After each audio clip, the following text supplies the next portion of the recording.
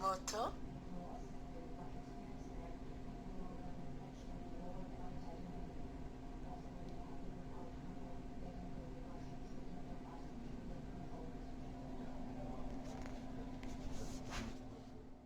Alright, here we go. It's time to move into the next generation of smartphones. Starting it off with the Motorola Edge Plus 2022. If you don't know, my dad, he owned the Motorola Edge 2020, Motorola Edge Plus 2020 with the A65. It was a good phone and all, but yeah, it was an insane waterfall display. It was literally the Edge Plus. You got a lot of edge on that phone. Except you don't get any edge at all, but it's called the Edge. Yeah, anyway, here we go.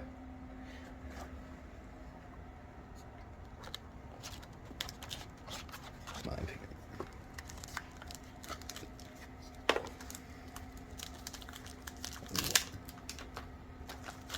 And yes, he's already been using this phone and it's already got a case on it. Well, here it is.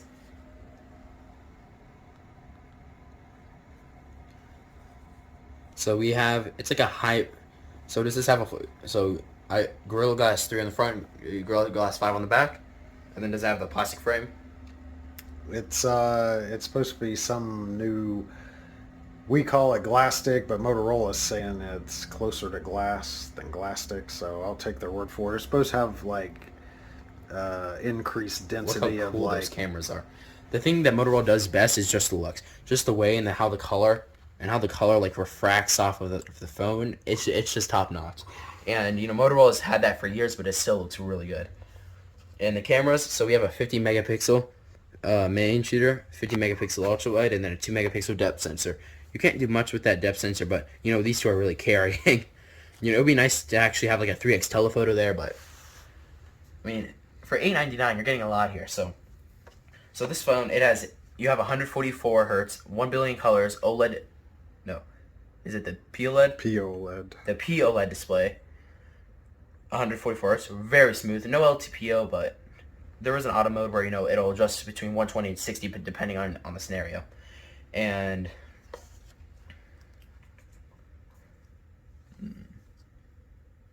And it's also got the big selfie shooter in the front. You can talk. it's 60 megapixel. And one thing that's still kind of annoying, I don't know why Motorola is capping their phones at 4K 60, then rolling it out at a later update. Like, it's not hard to do 4K 60. You just put it in the phone.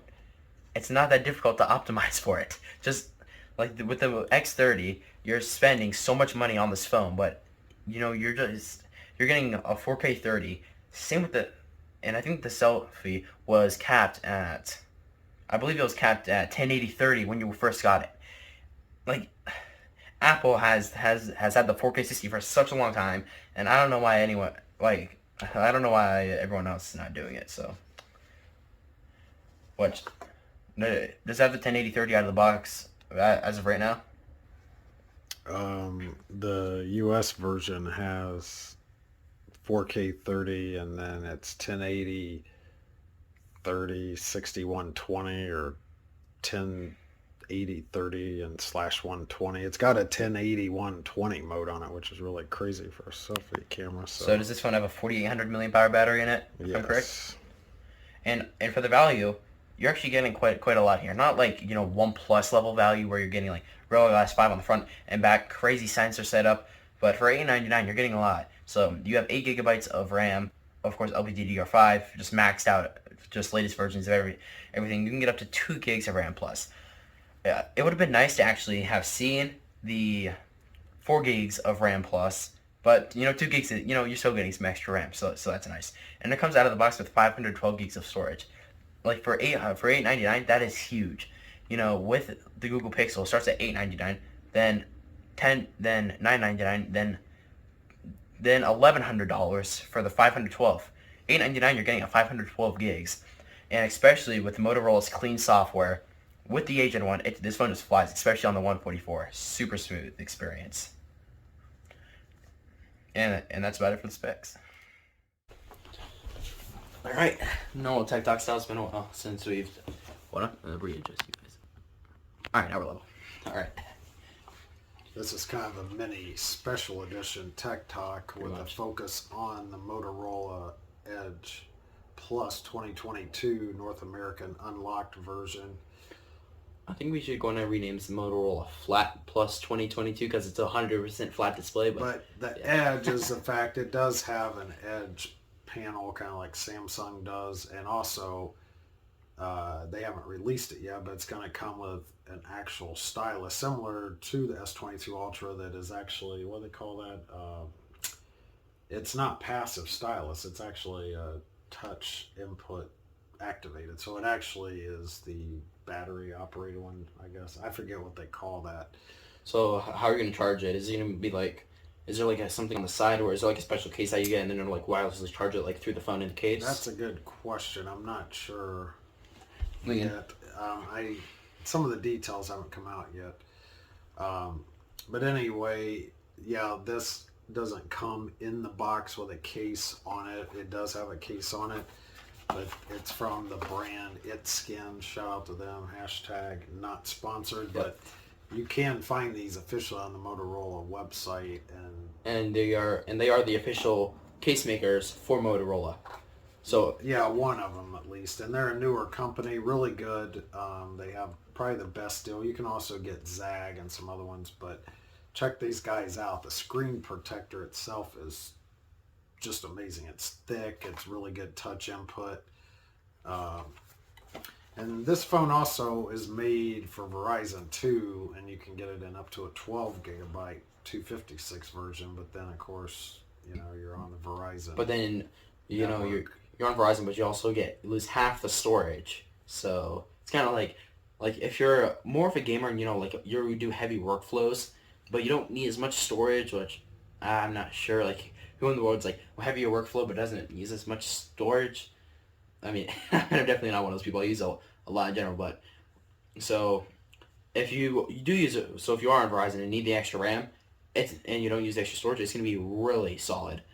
But then if you're a hardcore gamer and you are on T-Mobile, I mean 8 gigs, like if 8 gigs is not enough, the RAM Plus only adds an extra 2 gigs of RAM. That might be an issue, but it may not be because Motorola has such good clean software. Like on a Samsung device, just listening to music and you playing Genshin Impact, I'm using almost 8 gigs of RAM with nothing else going on because there's over a gig of RAM being used with just Samsung's extra crap that's going on that's constantly running in the background, taking battery life and extra RAM. Like Samsung Notes is just constantly on. And also, let's finish the unboxing portion. Of course, you have most likely your SIM eject tool, which I've already taken out of here, but your books and stuff. And also, miraculously, you get a 30-watt charging block, USB-C to USB-C, and the wire. This does support up to 68-watt charging, just like the European and Chinese version. But it comes with 30-watt charger in the box, which is nice. That's a good quality fast charge. So Samsung, Apple, Google, take notes. That's right.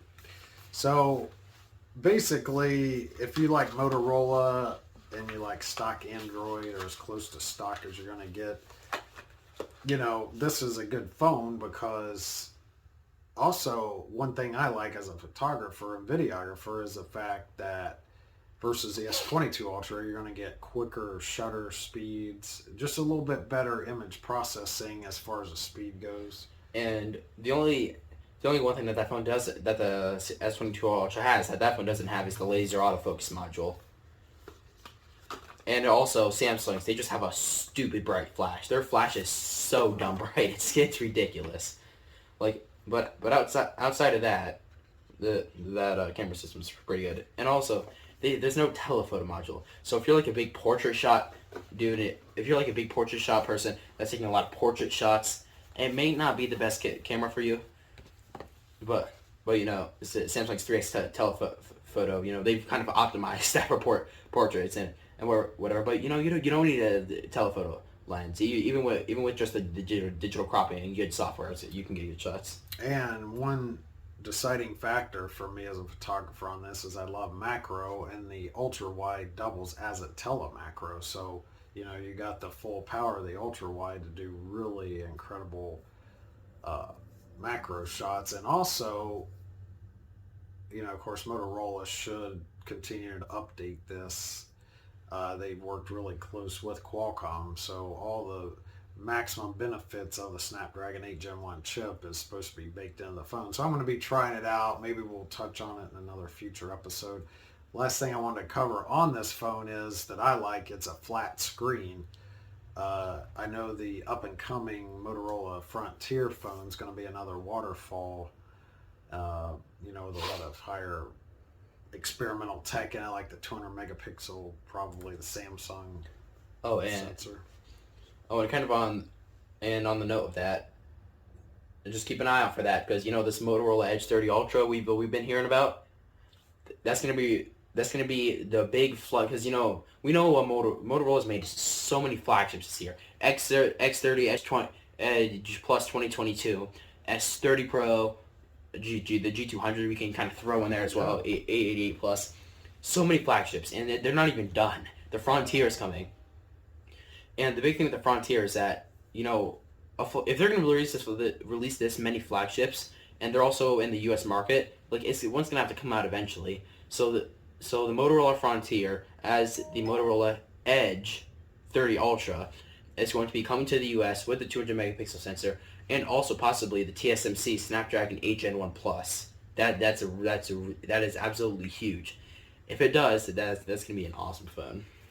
And to wrap up on that note, Qualcomm did state in their press release, or they will, or at least what we know has leaked out so far, is yes, the phone manufacturers already have their hands and their paws on the 8 Gen 1 Plus.